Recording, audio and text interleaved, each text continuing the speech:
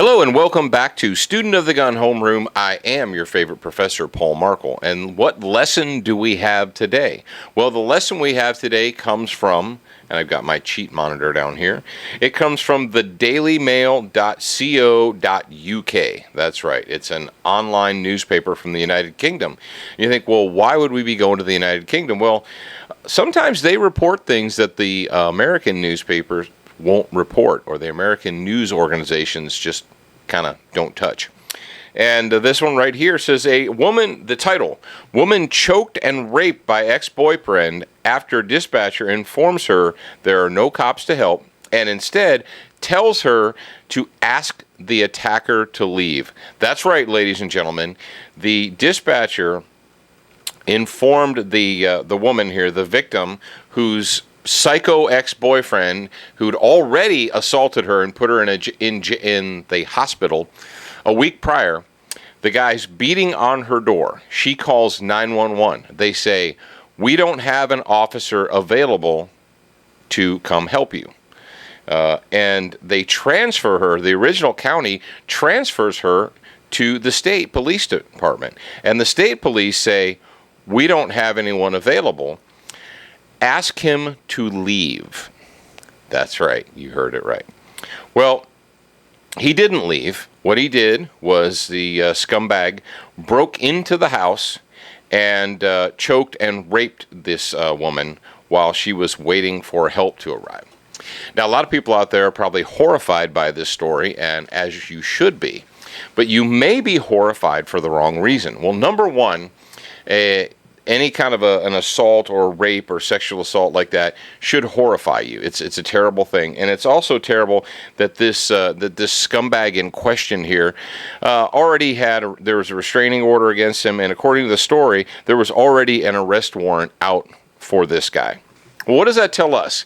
Number one, when I was a police officer, people would talk to me about civil protection orders or restraint orders or things like that. And I said, look, all a restraint order is a piece of paper that says that this person can't come, near you. When a restraint order is like, well, when they come to rob you and rape you and stab you to death, hold up the restraint order and maybe that'll stop them. No. All a restraint order does is it gives the prosecutor one more charge to put on the guy when he's eventually arrested and jailed. That's all a restraint order does. It does not protect you. It does not keep you safe. If we could stop crime by issuing out writs or pieces of paper, then don't you think we would just do that? Everyone in America would get a piece of paper that said, "It is hereby unlawful to rape or murder me." Says this piece of paper. That's going to keep me safe. No. Papers don't keep you safe. How about 911? Does 911 keep you safe? We've been down this road before, but here we are again. 911 is there to get help on the way. It's there to get help moving towards you.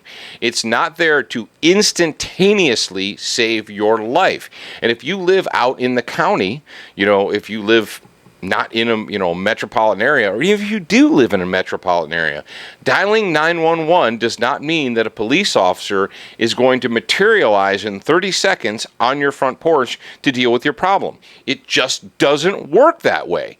And it's amazing to me that adults in the United States of America still think that, well, I don't need to do anything. I don't need guns or fire extinguishers or first aid kits or medical training or anything. All I need is my handy dandy phone. And if there's ever a problem, I'll call 911, I'll set the phone down, and poof, the genie will send someone to help me. That's not reality, folks. And people are really dogging, online. They're dogging on this, the state. This happened in Oregon. They're dogging on the county. They're like, how irresponsible is that? And they need more money. No.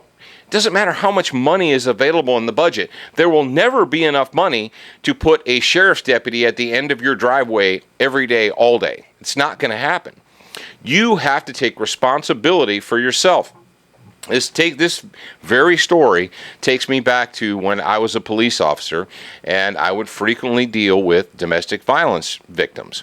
And I remember specifically one woman who lived in my jurisdiction who had a crazy ex-husband. She was afraid of him, so forth. I got dispatched to her house because he had called and threatened her on the phone. Okay, I take the report, yada, yada, yada. I do the whole thing, do my report, and I ask her. I say, do you have secure locks, such and such? Yes, I do. She didn't have a dog. And I said, do you own a gun? Thinking, well, if she's really afraid of her crazy ex-husband, she should probably have a gun in the house. And what did she tell me? Well, no, I'm not really comfortable around guns. Well, I find a hard time. She was an adult American woman. She could have legally gone to the store, purchased a gun, got some training, and kept it in the house. She could have done that.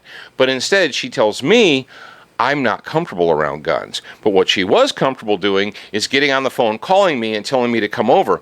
Well, yeah, if your husband shows up and I'm on duty, I'll come over and I'll deal with the situation, but I can't be here all the time. I have other stuff to do.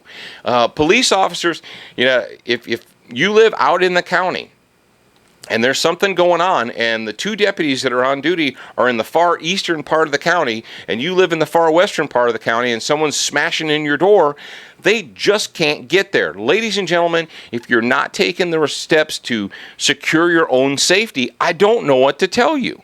Everybody's dogging on the cops here, and when it comes down to it, from a practical and a legal standpoint, the state, which is represented by the sheriff's office, the police department, state police, and so forth. The state does not have the legal responsibility to protect you as an individual. They have the responsibility to protect you, as a whole, the community as a whole, but they do not have a responsibility or a legal obligation to protect you as an individual. It does not exist. You may hope that it does or wish that it does, but it doesn't. It's just not the way it works. So if you learn nothing else from this particular instance, you need to be aware of the fact that sometimes you got to help yourself. Now, if someone is an invalid, they're in a wheelchair, they're handicapped, they can't help themselves. Okay, I got you. They need someone to help them. But if you're a physically fit adult American, for Pete's sake, take steps to provide for your own safety. Dial 911, put the phone down, say there's a guy trying to break in, come quickly, and then grab your freaking gun, and if they bust down the door, do what you have to do. But I can't even imagine the thought process is, well, I have a phone. Stop. Don't, what are you thinking? All right, Americans, it's time to harden up, because you don't have another other choice. You can either harden up or you can continue to be a victim. That's it. Our recommended product today is something really cool that I just actually got my hands on. It's called the Frog Lube Complete Weapons Cleaning System. We'll put the link up for you guys right below there. But Frog Lube was actually developed by a guy who I just recently met. He is a retired U.S. Navy SEAL, and he kind of accidentally discovered this product. And it was funny, as the product itself was not originally designed for gun cleaning. It was designed for industrial use. And being a SEAL, he said, man, I bet you could use this product. I bet it would work really well on firearms. And so there you go. He developed the Frog Lube Cleaning Kit product. And if you want to check it out, we'll put the link up for you right down there. Designed by a former SEAL, or developed by a former SEAL. And from so far, I've been using it, and I'm impressed with it. It's a green liquid. You put it on your firearms. It keeps them from rusting. It keeps them lubricated and keeps them running. So check it out. Frog Lube. And like I said, we'll put the link up for you down below. Now, for all things Student of the Gun, what are you going to do? Well, obviously, you're going to go to studentofthegun.com.